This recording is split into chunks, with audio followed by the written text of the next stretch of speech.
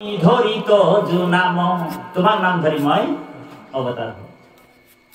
বলে একান্ত ভপতি ধর্ম করিবু প্রসার কলির লোক কমই তারিবু বহুত একান্ত ভপতি ধর্ম করিব প্রসার কলির লোক কমই তারিবু বহুত গতিকে শংকৰ স্বৰূপে আহি নাম ধৰ্ম প্ৰচাৰ কৰিলে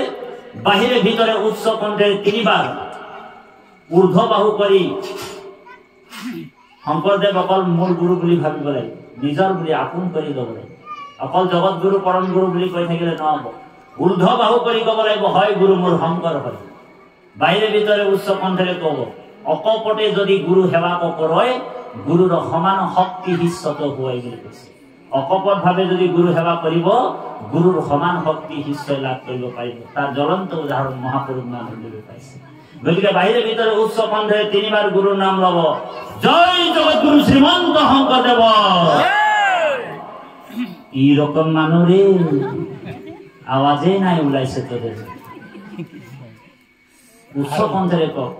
বাহিৰে ভিতৰে হয় গুৰু মোৰ শংকৰদেৱ হয় বাহিৰে ভিতৰে উচ্চ কণ্ঠেৰে কওক জয় জগতগুৰু শ্ৰীমন্ত শংকৰদেৱ আইসকলৰ ফালৰ পৰা মাতে আইসকলে বেয়া পাই চাগে গুৰু হয়নে মহাপুৰুষ গুৰুজনাক আপুনি মই প্ৰতিষ্ঠা কৰিব লাগিব হয়নে বাৰু গুৰুৰূপে কৃষ্ণ অৱতাৰ হৈছে কৃষ্ণ আৰু শংকৰৰ মাজত পাৰ্থক্য নাই বাহিৰে ভিতৰে উচ্চ কণ্ঠেৰে আৰু এবাৰ কওক জয় জগতগুৰু শ্ৰীমন্ত শংকৰদেৱ এতিয়াহে বুঝাই গেল আমৰা পাক্কা গুৰুৰ শিষ্য বাৰু আমি এতিয়া পাক্কা গুৰুৰ শিষ্য হলো অজামিল উপাখ্যান ওলাইছে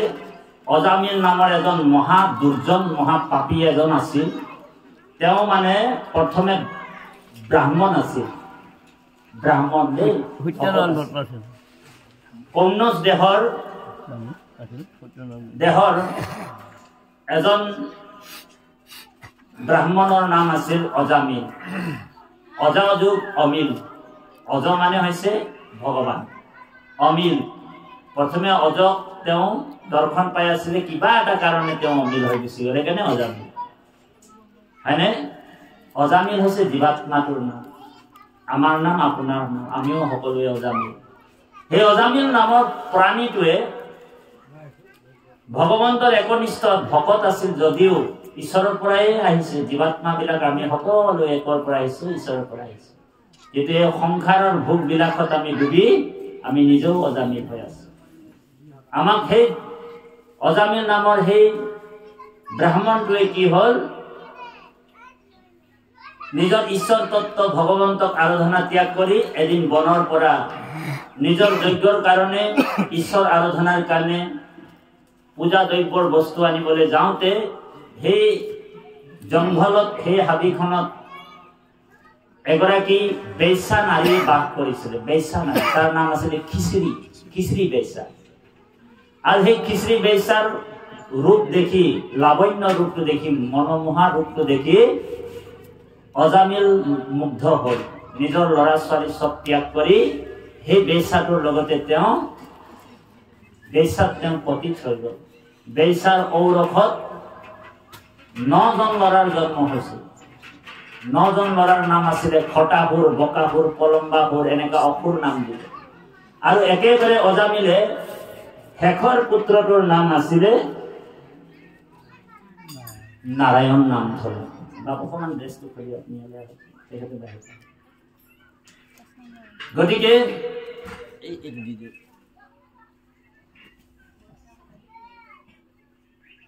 এই অজামিল চুৰ ডকাইত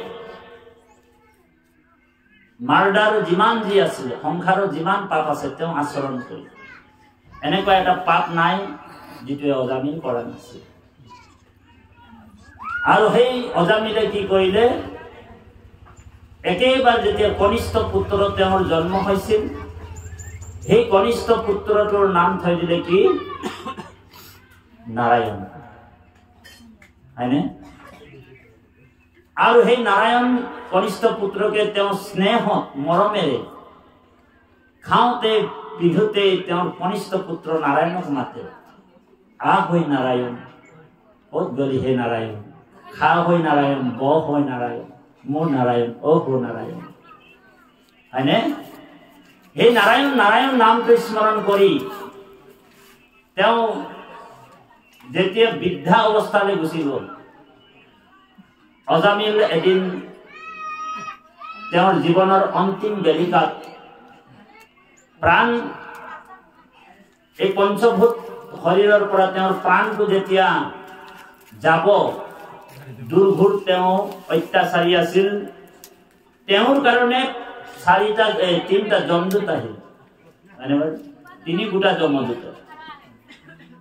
ৰক্তবৰ্ণৰ চকু, পেটকিডাল ইমান ডাঙৰ ডাঙৰ, শিং মূৰত শিং গজি আছে, চামজৰি লৈ শিকলি লৈ এই অজামিলক বান্ধিবৰ কাৰণে আহিছে। তাৰমানে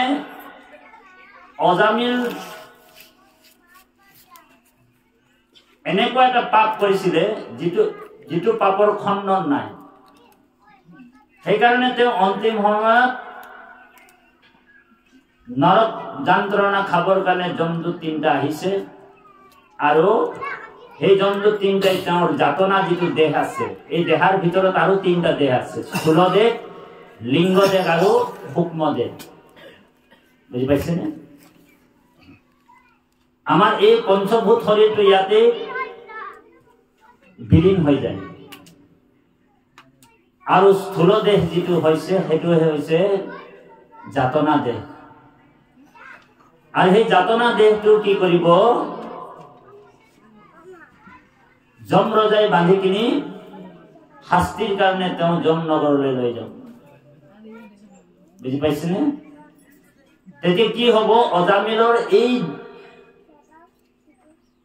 ঠিক যাতনা দেহটো বাজ কৰি আপোনাৰ যমদূত তিনিটাই নিবৰ সময়তে অজামিলৰ মুখৰ পৰা কাৰ নাম শব্দ ব্ৰহ্মৰ যোগেদি ওলাই গল। এই যে ল'ৰাটোৰ নাম, পুত্ৰৰ নাম বচাওই নাৰায়ণ বুলি চিঞৰি দিলে। আৰু নাৰায়ণ নামটো হৈছে শব্দ ব্ৰহ্ম, অক্ষৰ ব্ৰহ্ম, যাৰ বিনাশ নাই, নামৰ মহিমা।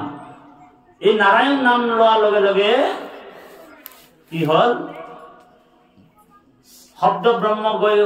আকাশত গুচি গল। যেনেকে আজিকালি মোবাইল, যেনেকে মোবাইলটো আপোনালোক শব্দটো মোবাইলত ওপৰত যায়, হয়নে বাৰু? আকৌ ইজনে শুনিও পায়, তাৰমানে এইটো আকাশবাণী হৈ আছে, হয়নে বাৰু? সেই সময়ৰো সেই একেই আকাশবাণী, শব্দটো ব্ৰহ্ম হয়। তাৰমানে আপুনি মই যিবিলাক কথা কৈ আছো আকাশ স্তৰত মানে এইটো লাগি আছে। সেইকাৰণে শব্দবিলাক কেতিয়াও ক্ষয় নহয়, শব্দবিলাক ব্ৰহ্মাণ্ডত ভাহি থাকে না। সেইকাৰণে আমি আজি কাৰোবাক যদি গালি দিছো, অহাকালি হয়তো আপুনি মই সেই গালিৰ মানে যিটো এই শব্দটো পাপ আৰু পুণ্যৰ লেখা জোখা থাকে। বুজি পাইছেনে? সেইকাৰণে শব্দবিলাক উচ্চাৰণ কৰিবৰ সময়ত আমি 10 বাৰ ভাবি কিনিহে শব্দবিলাক ক'ব। আমি দিনটোত কেইটা মিছা কথা কৈছো, কেইটা বেয়া কথা কৈছো, এইবিলাকো লেখা জোখা হৈ থাকে। সেইকাৰণে আমি সদায় শব্দবিলাক যাতে আমাৰ প্ৰিয় হ'ব লাগে, হিত হ'ব লাগিব আৰু মধুৰ হ'ব লাগে দেই। গতিকে অজামিল যেতিয়া নাৰায়ণ শব্দটো উচ্চাৰণ কৰিলে, নাৰায়ণ হৈছে পৰম ব্ৰহ্ম, পৰমাত্মা, যিজন অনন্ত কোটি ব্ৰহ্মাণ্ডৰ যিজন ঈশ্বৰ, কৰুণা সিন্ধু। আৰু এই নাৰায়ণ নামতে গোটেই ব্ৰহ্মাণ্ডটো সোমাই আছে। 4খন বেদৰ পৰা ব্ৰহ্মাই 3 বাৰ প্ৰমাণ কৰি এই নাৰায়ণ নামটো জীৱশ্ৰেষ্ঠ মনুষ্যক অৰ্পণ কৰিছে।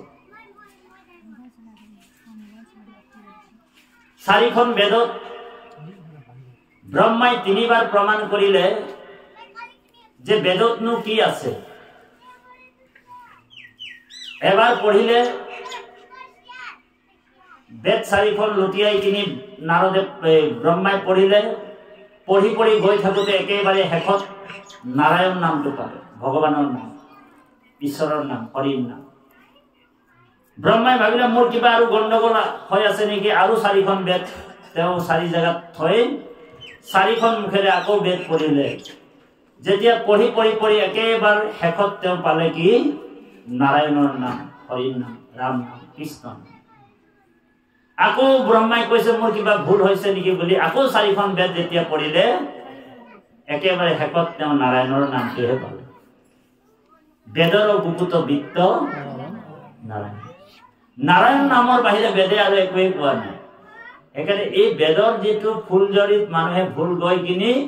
অন্য অন্য কৰ্ম অনুষ্ঠান কৰি আছে কিন্তু বেদৰ গুপুত বস্তুটো আপুনি মই লাভ কৰি বুজি পাইছেনে বেদৰ গুপুত বস্তুটো কি বোলে নাৰিগু ব্ৰহ্মাই প্ৰমাণ কৰিলে যে ঋগ্বেদৰ পৰা তেওঁ না শব্দটো আনিছে অকল না নাৰিগু ঋগ্বেদৰ পৰা না আনিছে নাৰিগু ৰাজৰ্জু যজুৰ্বেদৰ পৰা তেওঁ ৰাটো আনিছে বুজি পাইছেনে নাৰিগু ৰাজৰ্জু সামে য়া হাম বেদৰ পৰা তেওঁ ইয়াটো আনিছে अथर्वेण मुनियो वदन्ति नारायणो नारायणो এই নাৰায়ণ নামটো লবলৈ কৈছে আমাৰ কলিযুগত এই নাৰায়ণ হে ভগৱানৰ নামটো শ্ৰেষ্ঠ গতিকে কৃপালু বাপাই সমস্ত মহাপুৰুষ মাধৱদেৱে নাম ঘোষাত লিখিছে সকলোৱে গাব এই চাৰি বেদৰ চাৰি অক্ষৰ এ হার কাঢ়ি আনি ব্রহ্মাদেব বেকত করিয়া থইলা নারায়ণ বাণী হেহি নারায়ণ নাম লয়া এ শুদ্ধ করু আমি চিত্ত কায়া হরি সন্তোষৰ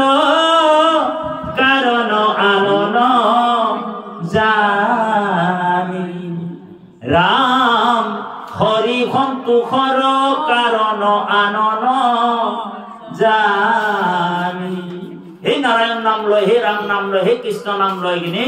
জীৱবিলাকৰ গতি পোৱাৰ উপায় এতিয়া আপুনি মই হে নাৰায়ণ নাম ল'ব লাগিব অজামিল নাৰায়ণ নাম লোৱাৰ লগে লগে জমদূত তেওঁ ধৰা বান্ধা কৰি আনিছিলে নাৰায়ণ নাম উচ্চাৰণ কৰি লগাই লগে শব্দ ব্ৰহ্ম গৈ আকাশ স্তৰত ঘূৰিব লাগি গ'ল আৰু চাৰিজন সিদ্ধৰ কাণত পৰি গ'ল নাৰায়ণ নাম কোন জীৱই উচ্চাৰণ কৰিছে লগে লগে তেওঁলোক নামি আহিলে পৃথিৱীত দেখিলে এটা জীৱক নাৰায়ণ নাম লৈ আছে ৰাম নাম নাৰায়ণ নাম লৈ থাকোতে জীৱটোক বোলে ইমান দুষ্কৃতি তিনিজন বান্ধিছে ইমান কটকটীয়া বান্ধোন দিছে সেই বুলি চাৰিজন দূতে কি কৰিলে কৌমদিগ গদা চাৰিজন দূতে লৈ আহিছিল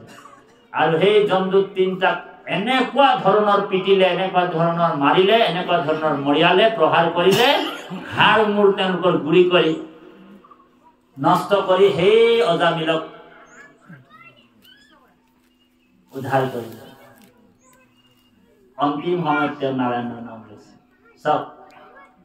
নামৰ মহিমা হয়নে সেই জীৱটো পাপী জীৱ আছিলে জীৱনত কিমান পাপ কৰিছিলে কিন্তু অন্তিম সময়ত তেওঁ নাৰায়ণ নাম লয়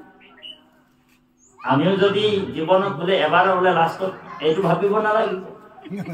যে আপুনি বোলে মই জীৱন ভৰ পাপেই কৰিলো কথাটো গম পাই গলো তাতি বাপে কৈছিলে জীৱন ভৰ পাপ কৰিব লাগিব আৰু অন্তিম সময়ত এবাৰ মই বোলে নারায়ণ নাম লম রাম নাম লম মুক্তি পাই যাও बस काम बन जाएगा এনকে ভাবছে নেকি আর কেন বলে অভ্যাস নকৰিলে ৰাম নাম কৃষ্ণ নাম লব নোৱাৰে হয়নে বাৰু বুজি পাইছেনে অভ্যাস নকৰিলে কৃষ্ণই গীতাত কৈছে মোৰ নাম কীৰ্তনত অভ্যাস নাই যাৰ লোকে সুমৰাইলেও মুখে নাহে তাৰ বুজি পাইছেনে মোৰ নাম কীৰ্তনত যাৰ অভ্যাস নাই, কোনোবা যদি মৰিবৰ সময়তে হুমৰাই দে, বহু দেউতা আপুনি ৰাম কওক কৃষ্ণ কওক, ৰাম নাম কৃষ্ণ নাম ক'ত আহিব, ঘৰ ঘৰ আহিব, তেওঁক ৰাম কওক কৃষ্ণ কওক বুলি ক'লে কি হ'ব? তেওঁ ৰাম নাম কৃষ্ণ নাম ল'ব, কাৰণ অভ্যাস হয়নে বাৰু? সেইকাৰণে আজি আপুনি মই এইটো গুৰুজনাৰ দি আহি এই যে ৰাম নাম কৃষ্ণ নাম আমি আপুনি মই অভ্যাস কৰিছোঁ, কাৰণ 3টা যমদূত আপোনাকো ধৰিব আৰু অজামিলকো ধৰিব। 3টা যমদূত কি কি বোলে? কফ বাত পিত, হয়নে? কফ বাত পিত অন্তিম সময়ত আমাকো ধৰিব মেৰিয়াই মেৰিয়াই, হয়নে? ডিঙিটোত ঘেৰ ঘেৰ কৰিব। বাংলা ভাষাত কৈছে, এ যখন গলা গড়গড়াবে নাম নিতে কি সময় পাবেন? যেতিয়া গলা গড়গড়াবো নাম লবলে যে সময় পাবে। যখন গলা গড়গড়াবেন নাম নিতে কি সময় পাবেন? হরির নাম ভজবি কবে ভাবছ নিকি এমনে যাবেন? হরি নাম তুমি কেতিয়া ভজিবা, কেতিয়া রাম নাম লবা, কেতিয়া কৃষ্ণ নাম লবা, কেতিয়া তুমি নামৰ লগত যোগ হবা? ভগৱানে কৈছে, হে মাধৱে বুৰন্ত মুখ কৃষ্ণ কৃষ্ণ কৃষ্ণ বুলি সদায় সোমৰে যিটো নৰ, জলখন্তে যেন পদ্ম নৰকৰ পৰা তাংক হৈ আপুনি উধাৰু ৰংগ মনে। এই যিটো অভ্যাস ৰাম নাম কৃষ্ণ নামৰ, ভগৱান কৃষ্ণই কৈছে যে যিজন নেকি খাওঁতে কৃষ্ণ, উঠোতে কৃষ্ণ, বহুতে কৃষ্ণ, এই নামৰ যিটো অভ্যাস ৰাতিয়ে দিনে নিৰন্তৰ যিসকলে ৰাম নাম কৃষ্ণ নাম লৈ থাকে, ভগৱান কৃষ্ণই কৈছে সেই জীৱাত্মাটোক মই নৰকৰ পৰা ৰংগ মনে উদ্ধাৰ কৰিব হয়নে প্ৰভু? আজি সেইকাৰণে আপুনি মই আজি ৰাম নাম কৃষ্ণ নাম, আমাৰ বাপজনে ইমান সুন্দৰকে ৰাম নাম ললে, কৃষ্ণ নাম ললে, আপোনালোকো উদ্ধাৰ হ'ল। যিজনে ৰাম নাম লৈছে, কৃষ্ণ নাম লৈছে, আপোনো উদ্ধাৰে আৰু কুলকো উদ্ধাৰ। গোটেই তেওঁৰ কাৰণে আজি কোটি কোটি পুৰুষ উদ্ধাৰ হ'ব বুলি কৈছে মহাপুৰুষ গুৰুজনাই। কি বুলি কৈছে? এ ৰাম যিটো নাম নেৰৈ মুখে পাইলা মুখ্য মহাসুখে, জানা কৃষ্ণ তুষ্ট ভৈলা তাৰ, জগতৰ গুৰু ভৈলা কৰিলে কহিতু নৰ, ও কোটি কোটি পুৰুষ উদ্ধাৰ। দেখিছে নামৰ মহিমা কিমান আছে? অকল অজামিলেই নহয়, অজামিলৰ পূৰ্বপুৰুষলৈকে উদ্ধাৰ হয়। আপোনাৰ মোৰ পুৰুষ উদ্ধাৰ কৰিবলৈ হলে ভাগৱতৰ যিটো সত্য, ভাগৱতে সিদ্ধান্ত দিছে, ভাগৱতে অকল সিদ্ধান্তই নহয় দৃষ্টান্ত দেখুৱাইছে ভাগৱতে, যে অজামিলৰ নিচিনা এজন পাপী জীৱই ঈশ্বৰৰ নাম যেতিয়া অভ্যাস কৰিলে, সেইকাৰণে নামৰ কে ওপৰৰ বস্তু আৰু নাই। সেইকাৰণে ভগৱান কৈছে কলি যুগত নাম স্মৰণ, স্মৰণম মাত্ৰেণ জন্ম সংসাৰ বন্ধনম বিমচ্ছতে বুলি কৈছে। যাৰ নাম ললে জন্ম সংসাৰ মৃত্যু ভয়ৰ পৰা তেওঁ উদ্ধাৰ হ'ব পাৰে। সেইকাৰণে আমি আজি আপুনি ৰাম নাম কৃষ্ণ নাম ল'ব লাগিব, কিন্তু অভ্যাস কৰিব লাগিব।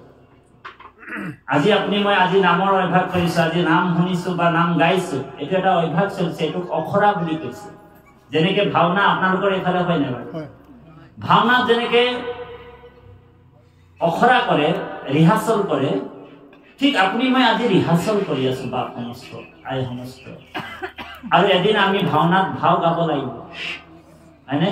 অখৰা আকৌ 2 প্ৰকাৰৰ হয়, এটাক বচন বুলি কোৱা হৈছে, এটাক মোচন বুলি কৈছে। বোলে বচনটো আপুনি ভালেই গালে, কিন্তু মোচনটো যদি ভালকে নলগালে ভকতৰ সময়ত বহি কৃষ্ণ নাম প্ৰাণ নাম কওঁতে এনেকে এনেকে দি আছে, টোপনিয়াই আছিলে, মোচনটো ভালকে দিয়া নাই, চেতন হোৱা নাই। বোলে চেতন গুৰু সঙ্গে থাকলে ঘুচে যাবে অন্ধকাৰ।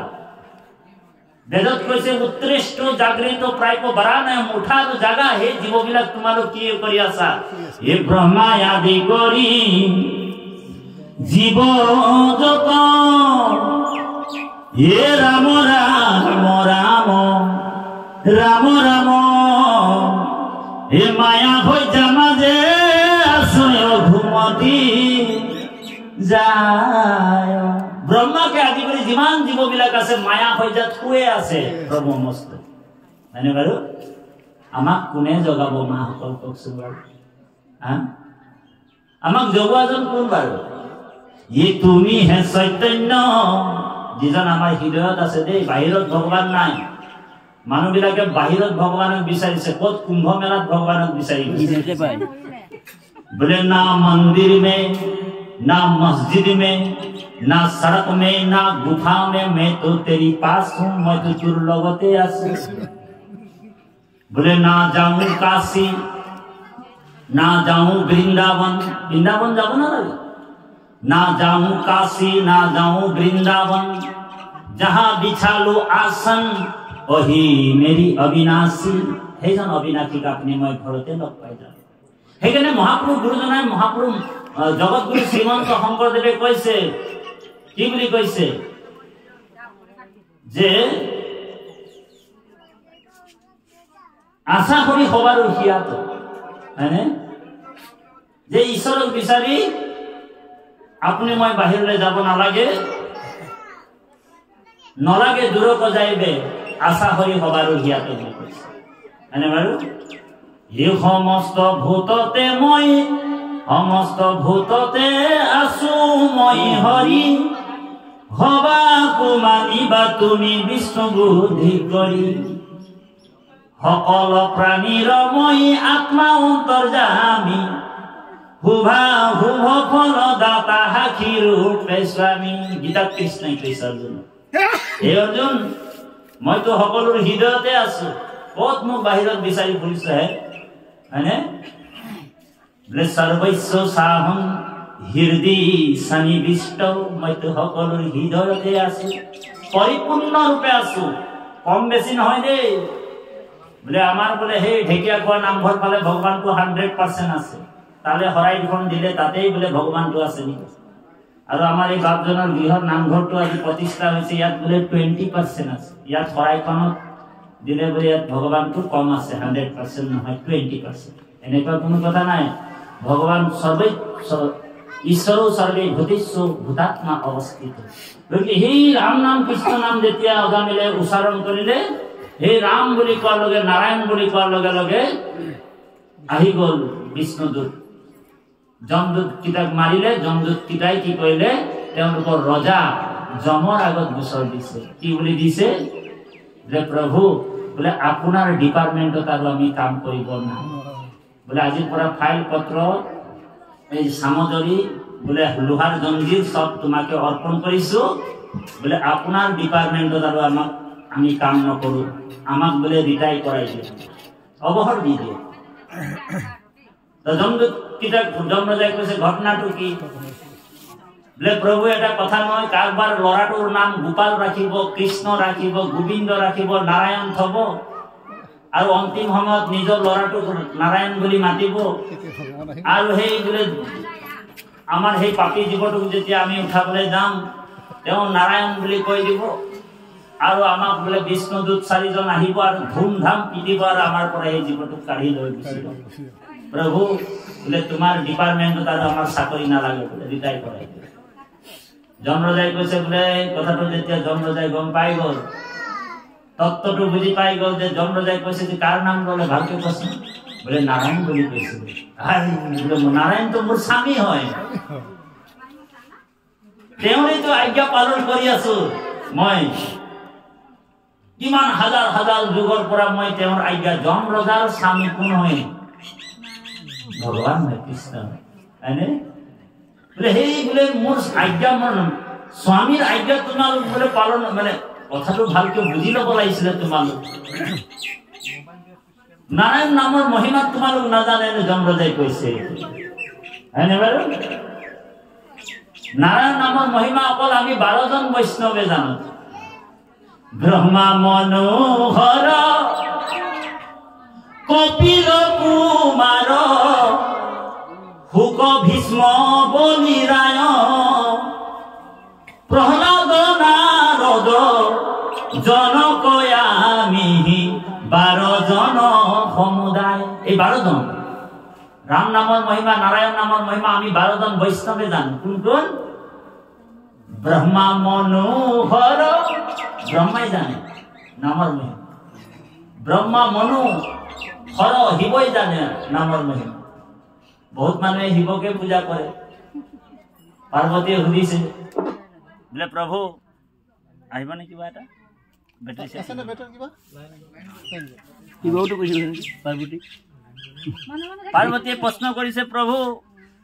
বোলে ত্ৰিকাল দৰখী তুমি হয় ত্ৰি জগতৰ পতি তুমি হয় তোমাকে পৃথিৱীৰ মানুহ বোলে পূজা কৰি থাকে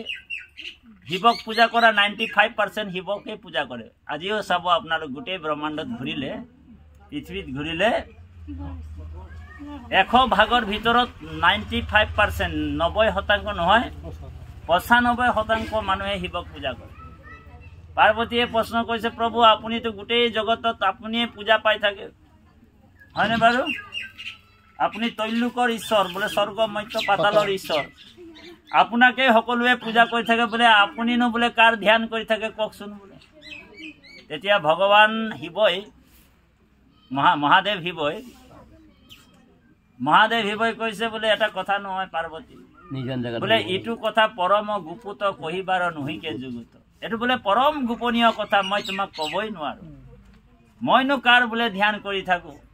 আৰু এই কথাটো গম পাও যদি তোমাক ক'বলৈ হ'লে বোলে এই স্থানটোত মই তোমাক ক'ব নোৱাৰো হয়নে বাৰু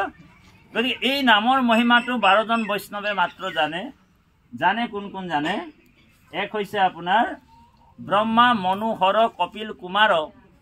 শুক ভীষ্ম বলি ৰায় প্ৰহ্লাদ নাৰদ জনক আমিহি মানে জম নিজেই মই জানো নামৰ মহিমা তেতিয়া এই নাৰায়ণ নামটো লৈ জীৱই গতি পাইছে গতিকে আপুনি মই নাৰায়ণ নাম লৈ কিনি গতি পাম ন নাই এইটো এটা কথা আহি পৰিছে আমি কেনেকৈ ধৰণৰ নাম উচ্চাৰণ কৰিছো আমি যদি অজামিলে নিজৰ পুত্ৰৰ নাম উচ্চাৰণ কৰিতে গতি পালে কিন্তু আপুনি মইতো প্ৰেমভাৱে নাৰায়ণ নাম লৈ আছে তেনেহ'লে তেওঁৰ কথা আৰু কি কহিব মহিমা বুলি কৈছে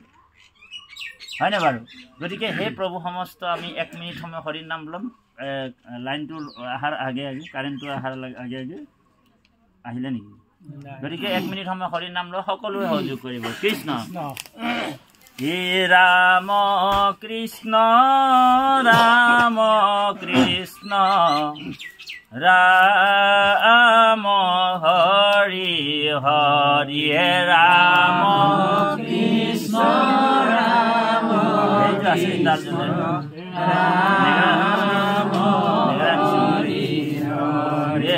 ৰাম কৃষ্ণ ৰাম কৃষ্ণ ৰাম হৰি হৰি ৰাম কৃষ্ণ ৰাম কৃষ্ণ ৰাম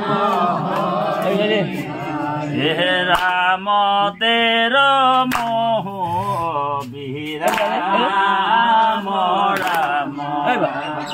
ৰাম কৃষ্ণ ৰাম কৃষ্ণ ৰাম হৰি হৰি ৰাম তেৰ মোহ বিৰাম ৰাম ৰাম ৰাম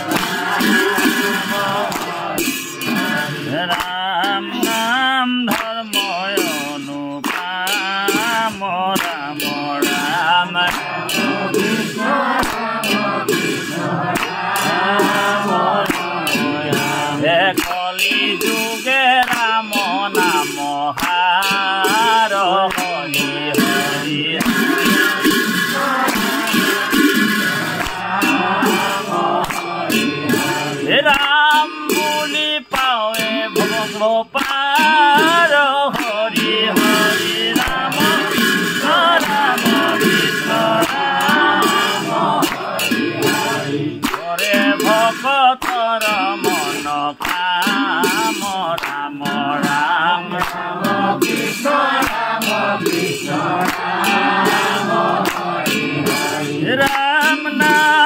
ধর্মতে উত্তম রাম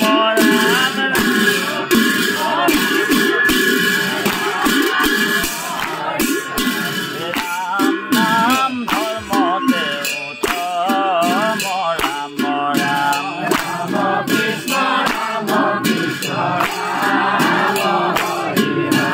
নাহি ভক্তি রাম নাম হরি হরি কৃষ্ণ রাম কৃষ্ণ হে রাম নাম অমূল্য রতন রাম রাম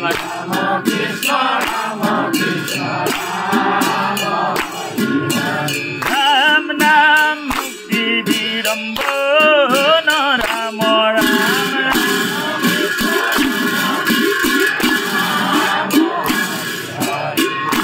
ভক্তি রাম নাম রাম রাম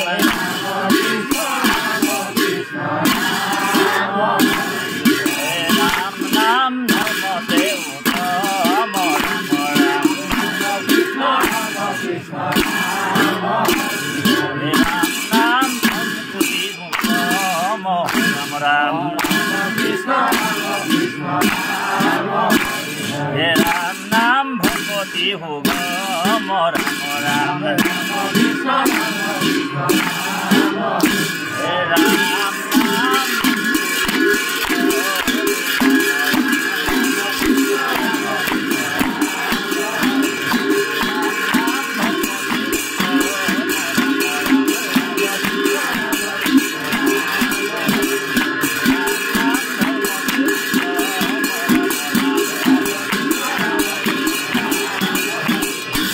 রাম নাম মৃত্যু সঞ্জীবনী রাম রাম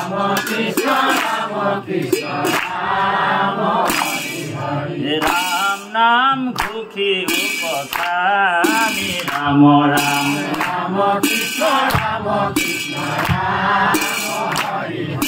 কৃষ্ণ গতিকে আজি ৰাম নাম কৃষ্ণ নাম আপুনি মই যদি অভ্যাস কৰি থাকো তেনেহলে অন্তিম সময়ত আমাৰ যেতিয়া যমদূত তিনিটাই আমাক ধৰি ল'ব তেতিয়া সেই অন্তিম সময়ত আমাৰ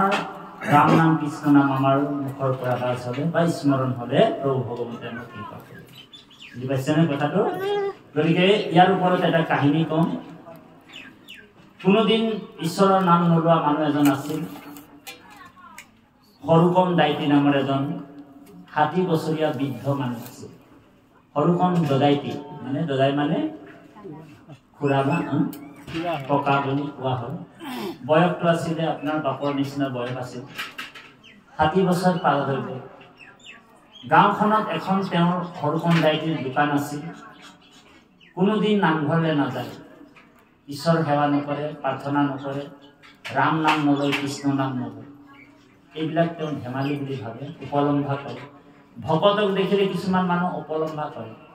বোলে সিহঁতৰ কাম ধান্দা নাই অকল এগাল এগাল প্ৰসাদ খাই কৃষ্ণ কৃষ্ণ গাই থাকে কিছুমান মানুহ ভকতক চাবচোন অকমান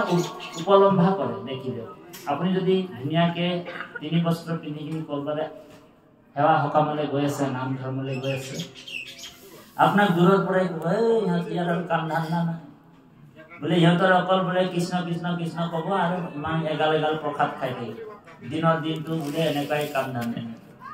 ভকতক দেখিলে উপলম্ভা কৰে কিন্তু ভকতক দেখিলে যদি নমস্কাৰ কৰে বিষ্ণু বৈষ্ণৱক দেখি পৰৈ নমস্কাৰ কোটি জনমৰ পাপ দেখনে তাৰ পৰৈ বুজি পাইছেনে বিষ্ণু ভক্তৰ মহিমা আছে আৰু বিষ্ণু ভগতক যদি দেখি কিনি কোনোবা উপলম্ভা কৰিছে কোটি জন্ম কল্প তেওঁ নৰকত পৰিব বুলি কৈছে ভাগৱত সিদ্ধান্ত দিছে সেইকাৰণে বিষ্ণু বৈষ্ণৱৰ সংগ লয়বা প্ৰথমত হয়নে গুৰু মানি হুচকা কৰিবা ভাল